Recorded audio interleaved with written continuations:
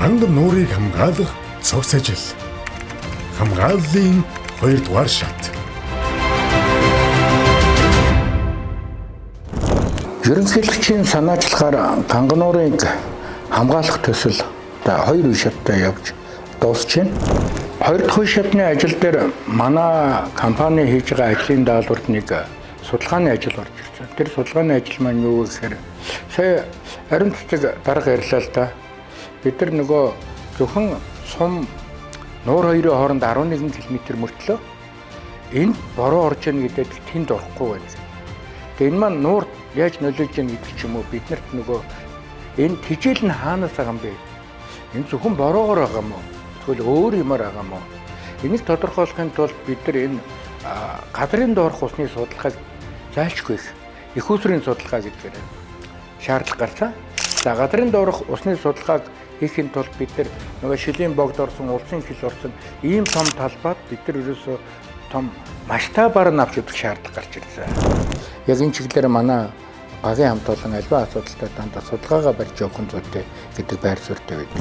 За ханган нуурын хувьд бол ер нь бол үндсэндээ баян булаг бол бид нар мэдсэн. Энэ маань нэлээд том тижэл байна. За манай багцныг ажлын хүрээнд бол булгийн эхийг хашиж хамгаалах, булгийн эхийг сэргээх гэсэн ажил байгаа. За энэ ажлынхаа хүрээнд бид нар баян булгийн эхийг хашиж хамгаалсан. За баян булгийн хашааны хувьд бол 990 м урттай төмөр хашааг төлөвлөж хийсэн. Энэ хашаа маань өөрөө газарт ямарваа нэгэн байдлаар шон суулгаагүй сүүлийн үеийн одоо булгийн эхийг хашиж хамгаалахад ашигладаг тийм хашааг сонгож хийсэн.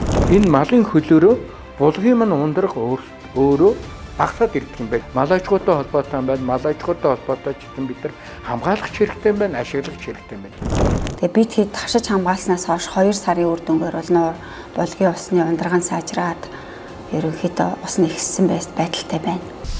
Тэгээ энэ баян булаг бол ганган нуурын үрд амин сурцсан. Энэ булгийг хамгаална гэдэг бол ганган нуурыг бүгд нь хамгаалж байгаатай ялгаагүй гэсэн. Тэр өшөө бас нэг чухал юм байгаа. Бид нар нодон ирээд ярих гэсэн юм бол энийг анхны төлөвлөлт шүү дээ. Энийг ингээд тойруулаач чинь. Тэгээд тэрийг жишээлбэл хашгуугүй юу мэдэхгүй байж исэн бол нодонгийн уулзалтнууд ерөөсөө томоор нь хашаагаад одоо энэ километр хашаа байсан гэж байна. Маш энгийн мөртлөө хамгийн үр дүнтэй механик арга. Нөгөө таглын булаг маань энэ байна. Таглын булаг. За одоо жахан ундраг нь бол тэгж харагдаж байна. Ганц нөгөө бөргөлсөн юу маань үүсээд яг нөгөө оргихийн булгатайгаа биш. Гэхдээ таглын булаг маань ерөнхийдөө юм болоод цаашаага урсах хэсгийг бид нар чөлөөж өгсөн байдалтай хийж өгсөн. Ганган нуур маань нийт 21 жижигч булгатай. Түүний 2 нь бол одоо их зэрэгцээ байж байна. Ерөнхийдөө бол ганган нууранд хамгийн ойрхон жижигч 2 булаг бол энэ 2 булаг байгаа. Нэр нь таглын булаг, нөгөөх нь оргихийн булаг. За энэ урдуур батнгаа болгоул байсан шүү дээ. Програмнууд тийг үзсэн. Тэдгэргүүд нэг орлоод ирэхгүй гэдэг. Байгалийн жамаараа байж. Тийм учраас бидний авсан ажлын үр дүн бол бас ийм байдалтай. Тогтчулж जैन, янзлж जैन гэдэг байдлаар хамаагүй орлож болох юм байна. Их эмзэг бүтцтэй ийм нөгөө булаг их байгаа учраас энэ дээр нь бол бид нар бас аль болох нөгөө уламжийн талаас нь хандсан зүйтэй болов гэдэг ийм л байр суурь болгож ажилласан байж байгаа. Ганц хашааны гадна байгаа нь баян булаг. За баян булгаа бол яг төлөвлөний дагуу бид нар хашиж байгаа. За ингээд үндсэндээ бол 21 булгаа бол бүгдийг хамгаалалт авчлаа гэсэн.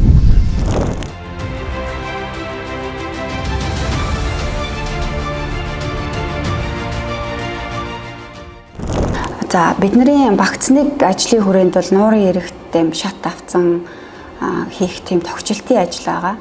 Энэ ажлынхаа хүрээнд бид нар оргихийн булгаас нуур хүртэл 236 м BPC автан тийм явган замыг хийж өгсөн.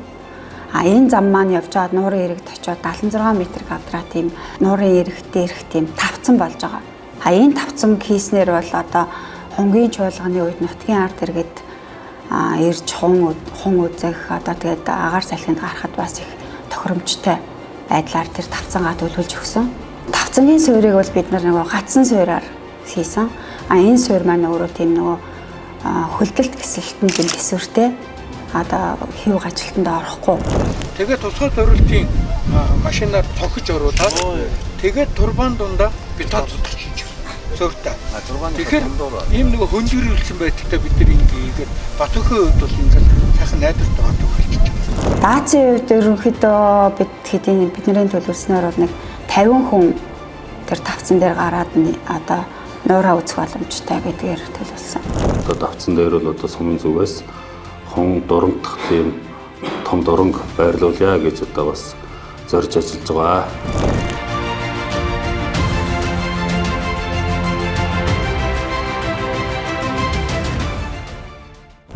Монгол улсын ерөнхийлөгч төрийн тэргүүн хүрэлцэхийн санаачилгаар эхэлсэн ганган нуурыг авран хамгаалах 2 шаттай үйл ажиллагаа нь маш амжилттай боллоо. Бид зөвхөн ганган нуурыг сэргээ хамгаалаад зогсохгүй 21 их ундраг булгуудыг хамгаалж чадлаа. Тэр дундаа баян булгийг хамгаалж чадлаа. За мөн нуураа нүд гэж үзэх юм бол сормоос нь гэж хэлмээр эргийн тогтчлт хамгаалтын ажлыг хийлээ. Хөмсгөн гэж хэлэхээр ногоон байгууламжуудыг 11 игнэ 18 мянган мод тарьлаа.